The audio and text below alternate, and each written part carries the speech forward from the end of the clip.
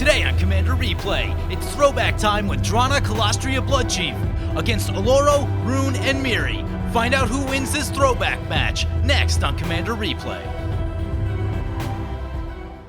I'd like to thank my awesome Patreon supporters. We have a new Patreon supporter, Matthew Beasley. Matthew, you are awesome. If you want to help support the channel and vote on which decks I play next, feel free to check out my Patreon at the link below. Welcome back, everyone. Playing some Drana Kalastria Bloodchief. Take a look at our opening hand. Looks reasonable. We got some lands. We got a Thought Vessel. Let's keep that. So why are we playing Drana today? Because I always wanted to build a Drana deck, and Patreon supporter Doc Chalk asked me about the Mirri the Cursed deck that they're building, and when I was looking through Vampires, I saw Drana and realized that I've always wanted to build Drana, so today is the day. Here we are running Drana Kalastria Bloodchief. So we won the die roll. We get to play first. Let us play this swamp and pass the turn. Probably not going to use the Vampiric Tutor yet. Don't know exactly what we need. Temple for our opponent. They're going to get the Scry one time. Enlightened Tutor for the Oloro opponent. So that's going to bring it back to our turn. We draw into a Necropotence. That's a good one. Ooh, and we have the Thought Vessel combo. Yeah. With a Reliquary Tower. Even better. All the backup. So let's play the Reliquary Tower, play the Thought Vessel, and we'll just tap out and pass. Signet for the Roon opponent. So today I am joined by 3 Patreon supporters. First up, we have Firemaker282 playing a Roon the Hidden Realm deck, otherwise known as the Bant Blink deck. And they're probably going to try to abuse a lot of ETB abilities, and there are some very good ones in Bant. Death Creator coming down for the Mirri opponent. Next up, we have Doc Jock playing Mirri the Cursed. And as I mentioned, I was taking a look through their deck list a little bit before the game. I suspect that they're still going to have a few changes to make to the deck. A little more removal, a little more ramp, stuff like that are some concerns that I noted. But we'll see how things go for them today. And, a Karlov coming down. Let's bring it back to our turn. We draw into a Dark Petition. Probably hold off on that for a little bit. Play this Nykthos. We don't have 2 black mana, do we? Awkward. Huh. Well, didn't expect that to be a problem. So, I guess we'll pass and Vampiric Tutor for something at the end step that might help us to make more black mana. Illusionist Bracers coming down for the Roon. Seems pretty good. And gonna cycle a farmland. Our final opponent, by the way, is Let's Play Deathray, and they are piloting this Oloro Ageless Ascetic deck. They have a Karlov in play, so it looks like they might be doing the life gain thing, and hopefully not the soul-crushing control thing, as many Oloro players used to do back in the day.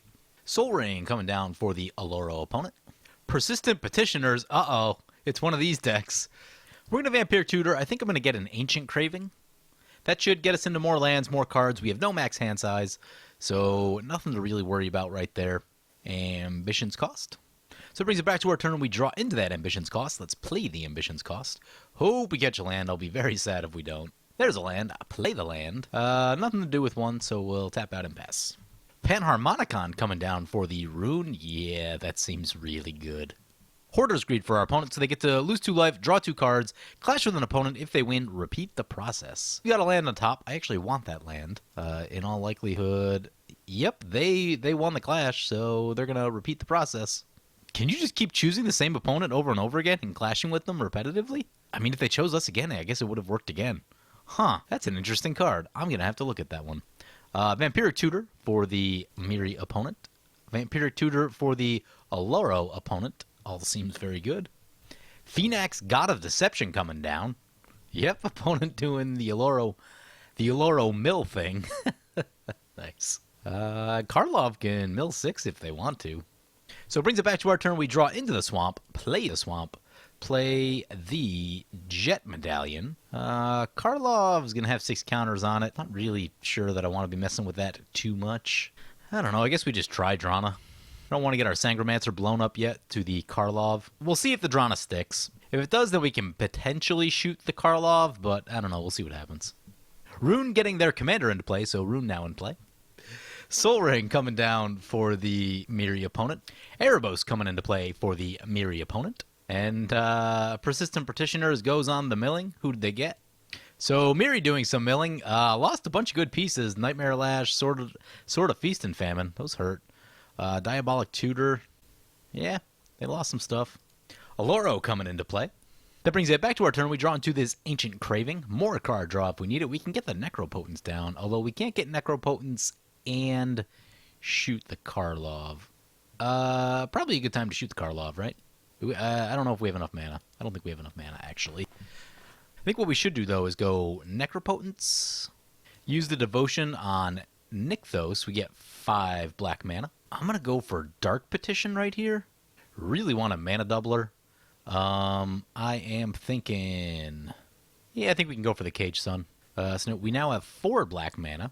I think that actually means this Damnation. Yeah, let's go for the Damnation right here because I'm nervous about what all the mill is going to start to do in the runes in play, so I kind of want to slow everyone down for a turn while we get this Cage Sun down. Opponent's going to mill us with the Karlov. Yep. Hit anything good? Bloodline Keeper, not the worst. Ascendant Evincer. Opponent's going to mill us again. Okay. Death Greeter will trigger twice. Opponent gains 2 life. Play the Animate Dead on the Bloodline Keeper. That all worked out perfectly. Use the Necropotence. I mean, we could draw, like, most of our deck. I don't know. I didn't really count. We'll see how many cards that is. Many. The answer is many cards. Acidic Slime coming into play. Targeting the Necropotence. Yep, that's a good idea. Oh. And the Jet Medallion. Seems good. Let's grab a couple extras with this Necropotence just in case. So, Necropotence and Jet Medallion going down to the Panharmonicon Acidic Slime. Mirri opponent gonna draw with the Erebos. Yep. Opponent says they're drawing all lands. Well, making all those land drops. Just keep wiping the board until you can capitalize on all those lands. They play an Ambitions cost to draw 3 more cards, lose 3 life. Minister of Inquiry is coming down. Enters battlefield, gets some energy. Mill 3 cards per energy. I don't know. That one doesn't seem worth it. I would just play more of the Persistent Petitioners, personally. Agent of Masks coming into play. Sure. Brings it back to our turn. We draw into a swamp. Let's get down the Cage Sun, choosing black. And we'll just sit tight for now. Get 3 more cards with Necropotence. And looks like a bunch of lands. Roon coming back to play. Dusk Legion Zealot coming into play. They draw a card and lose a life. Sure. Opponent lays down a Falconwrath Noble and a Captivating Vampire. Both really good, actually. So, opponent now on 3 vampires. They've got 1 more in their command zone. They could be stealing things before we know it. And Falconwrath Noble, like, could actually kill us because we drew so much with the Necropotence. We're going to want to find some life gain very soon. Sangromancer is probably a good option. We'll try to get that one into play this turn. We go down to 22 on the Agent of Masks. Yeah, life getting low. Persistent Petitioners coming into play. Yep. Let's use this Bloodline Keeper one time. And that'll bring it back to our turn. There's a Patriarch's Bidding. That could actually be pretty good with all the milling going on. How many creatures in our graveyard? 1. Really? Only 1? Well, as we get milled more, I'm sure that's going to gain value. Right here, let's lay down the Urborg. Really want to get the black market into play, so let's do that. What else are we doing? I think we need Sangromancer in play. Get down the Sangromancer. We get 8 more mana off of the Nykthos. That's pretty good. Let us get... Guess we're going to go Molecular Blood Witch. With the trigger on the stack, we will create another vampire. Get that life gain going. Opponent's losing some life. And with the final 3, I think we're just going to lay down the Crucible of Worlds. If opponent mills our Cabal Coffers, then we can just grab it out of the graveyard. That seems like a good place to be. And now we can leave the Go for the Throat up if opponent tries to blink this Acidic Slime. And the reason I didn't use that last turn is so that we can get the Sangromancer value and the black market value on that. We do have a 3/3 that we can attack with. Send it over to the Oloro opponent. Their life total seems pretty high. So they go down to 32, and we'll pass the turn like that. And we can actually flip the Bloodline Keeper over. Well, we're probably going to have to use this mana to Go for the Throat on the Acidic Slime, but here comes a Soul Ring for the Roon. That's going to be an austere command. Enchantments and creatures 3 or less. Ugh. Well, our black market's going to go away. Cage Sun's going to stick around, though. We got a lot of big enchantments. Opponent's going to get some last-minute milling in. Okay. We're going to lose all of our vampire tokens, which will be frustrating. Opponent going to keep milling us. All right. Finally getting some vampires in the graveyard. Patriarch's Bidding, picking up some value. So we get 4 Sangromancer triggers. We gets the Animate Dead. Bummer. So Bloodline Keeper's about to go down. There's going to be a bunch of Falconwrath Noble triggers going off. Very sad about losing that black market. That thing was going to be crazy good.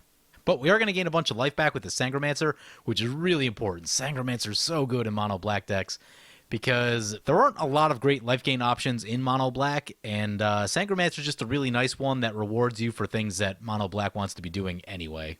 So another Falcon Wrath trigger. All the Falcon Wrath triggers pointed at the Oloro opponent, by the way. Oh, there's an Erebos in play. We're not gaining any life. Oh, no. Oh, that's terrible. That's bad. I didn't notice that. Man, the you can't gain life part of Erebos just wrecks your face sometimes. Ooh. Opponent going to try to blink their Acidic Slime. I'm thinking not. Acidic Slime dies. We continue to gain no life. Opponent says they need to kill me. What?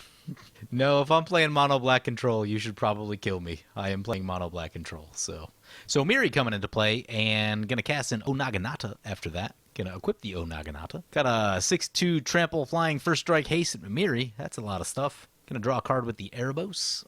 Going to draw another card with the Erebos. Let's see where they point it. Going to point it at the Oloro, and Falcon Wrath into the Roon opponent. Seems good. If they attacked us, I was going to trade in the Molecure Blood Witch because we have the Patriarch's bidding. So Oloro down to 18, 6 Commander, and Roon down to 31. Here comes another Petitioners. There's a Walking Atlas, actually a sweet little pickup because we have a lot of lands in hand. So make sure there's no interesting lands in our graveyard. Ooh, Deserted Temple. Deserted Temple is actually very interesting. So play the Deserted Temple. Really want our Commander right here. So get our Commander in. Get this Walking Atlas into play. Do we need to do anything else this turn? I think I'm just going to sit on the mana to leave Drana able to shoot things. And let's do some attacking. Going to go into the Roon. Tag them for 9. So opponent goes down to 21. And we will pass turn like that. Cloud Blazer coming into play. Opponent will get to draw 2 cards. No life gain, though, because of that Erebos still. 2 triggers for the Cloud Blazer. That's a lot of cards. Opponent's going to equip the Illusionist Bracers. Yep. I think they equipped them to the wrong spot because they're on the Cloud Blazer, and the Cloud Blazer does not have any activated abilities.